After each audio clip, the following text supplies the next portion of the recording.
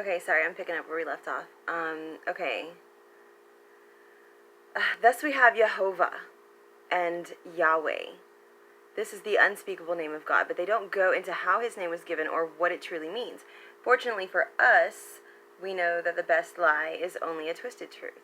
And YHVH is not the name of the creator, but the method of his madness. It's a cipher. It's a system of coding and decoding information, essentially. That's what the cross is. That's why it's so old. That's why it's lasted so long. It's a multi-dimensional symbol. Monogram. Anyway, it starts with Y, which is for Yod. Yod is a Hebrew letter. All the Hebrew letters are assigned a number value for mathematical equation purposes, which is part of what makes it a multi-dimensional language.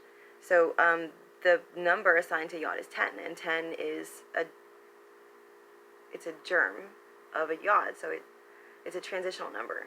10 is actually 1 when you use the Tetragrammaton system. Okay, the Tetragrammaton system is legitimately just the cross. Like, Yod is at the top. That's sort of like if you imagine superimposing the tree of life on top of it. Kether, and then Yod, same plane of existence, I guess. So Yod is the fire element of the Tetragrammaton. And this is why you need the basic concepts of what fire represents in order to understand the key to reading it. So anyway, also in the Hebrew alphabet, every letter is assigned an idea, like a hieroglyphic. So the idea that Yod represents is a hand, or might, I guess, strength, you would call it.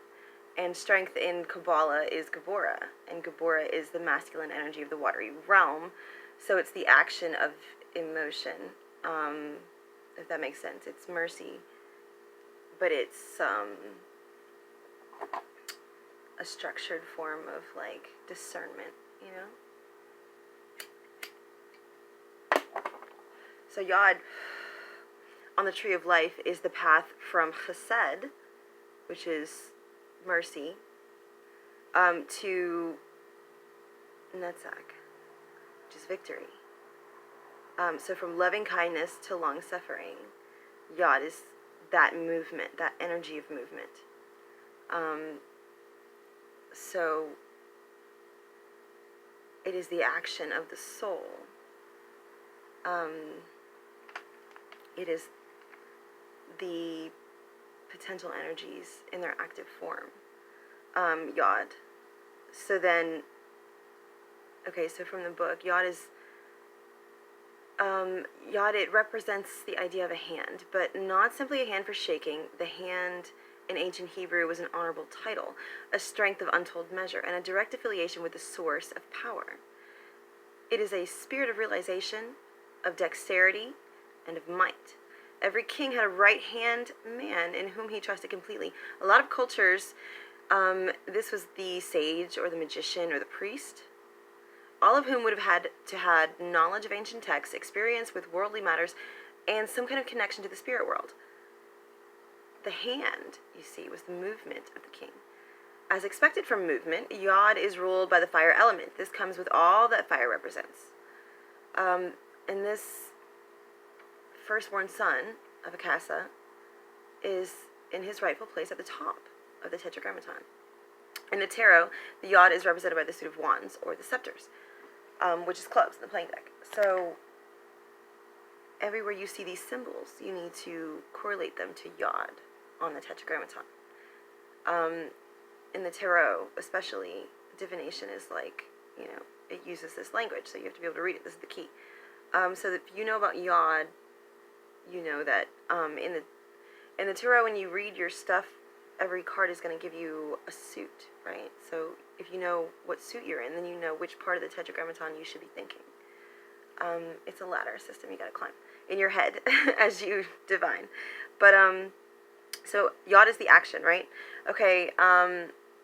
Yod is the lion, as in Lion of Judah. Okay, so whenever you see a lion, that's more symbolism that leads you back to the Tetragrammaton. Okay, the Leo of the zodiac. It is the rod of Moses.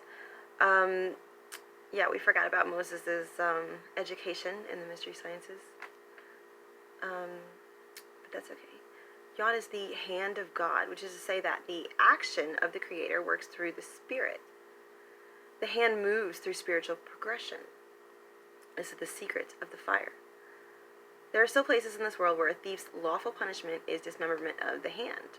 And this is karma's way too. The more of your hand or your action or your will you give to physical, worldly desires, pride, selfishness, the more disconnected you are from unity, which is, how our third eye got closed in the first place.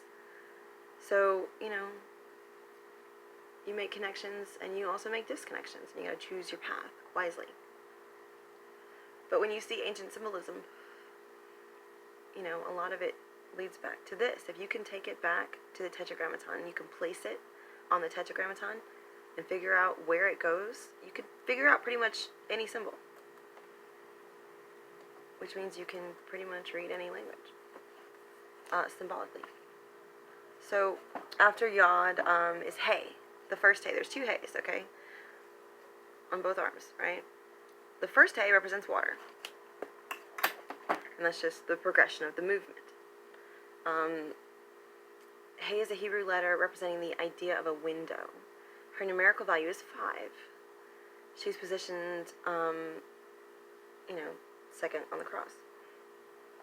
The path on the tree of life that Hey represents is from Chokmah to Tiferet, okay? So from the only begotten Son to balance. Like straight. That's the energy we're working with right now. That's the movement of Hey.